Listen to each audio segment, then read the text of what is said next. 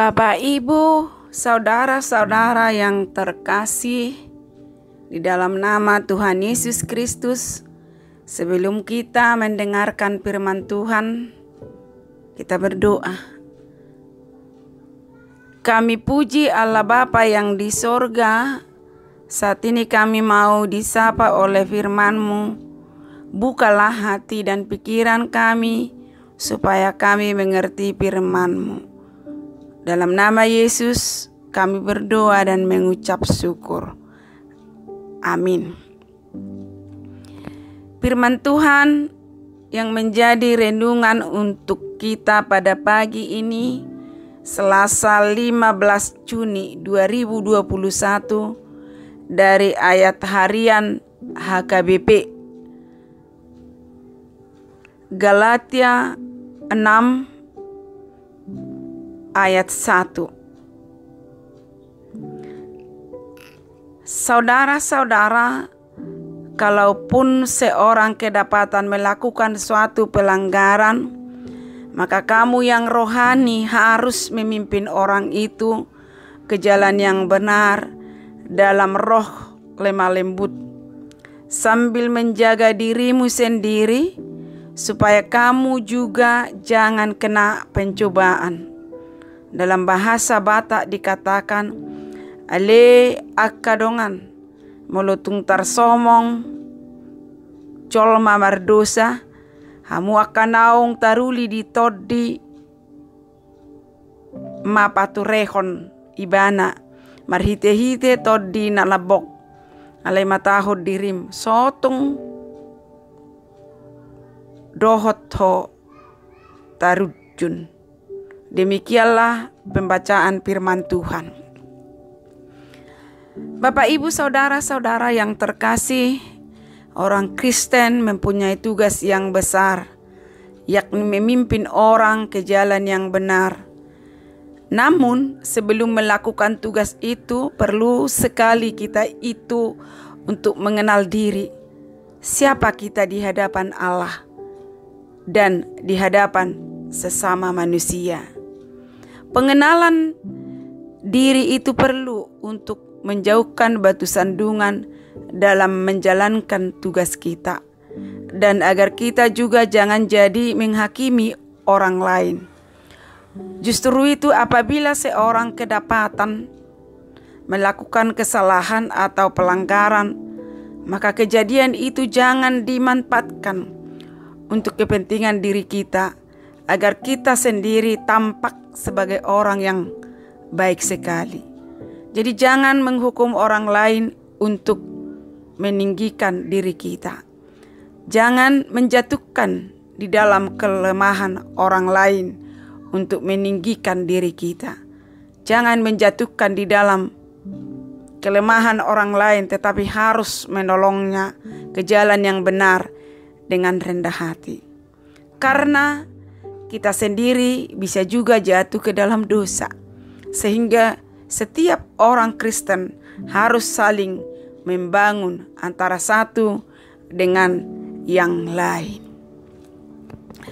Bapak, Ibu, saudara-saudara yang terkasih, ayat renungan pagi ini Paulus kembali mengingatkan kita dengan mengatakan, kalaupun seorang kedapatan melakukan suatu pelanggaran, maka kamu yang rohani harus memimpin orang itu ke jalan yang benar dalam roh lemah lembut, sambil menjaga dirimu sendiri supaya kamu juga jangan kena pencobaan. Kenapa Paulus mengatakan seperti itu? Ada apa sebenarnya? Pada saat itu ada pemahaman orang Yahudi bahwa setiap orang yang melakukan pelanggaran dan dosa, kalau kedapatan melakukan zina, harus mendapatkan hukuman. Hukuman itu dilempari oleh masyarakat dengan batu sampai mati. Jadi tidak ada kesempatan kepada orang yang melakukan pelanggaran untuk bertobat. Padahal yang diinginkan oleh Tuhan adalah pertobatan dari setiap orang. Saudara-saudara, sikap pengampunan merupakan sikap Allah. Karena Yesus sendiri menunjukkan kepada kita ketika Yesus mau mengampuni kita orang berdosa. Sebab itu sikap yang dapat kita lakukan ketika orang bersalah, memaafkan dan mengampuni. Itu yang kita lakukan. Itu yang pertama. Lalu yang kedua, menjauhkan sikap kesombongan. Kesombongan merupakan perusak utama hubungan kita kepada Tuhan dan juga hubungan kita kepada sesama kita manusia. Ketika seorang menjadi sombong, maka ia akan cenderung untuk merendahkan, meremehkan orang lain.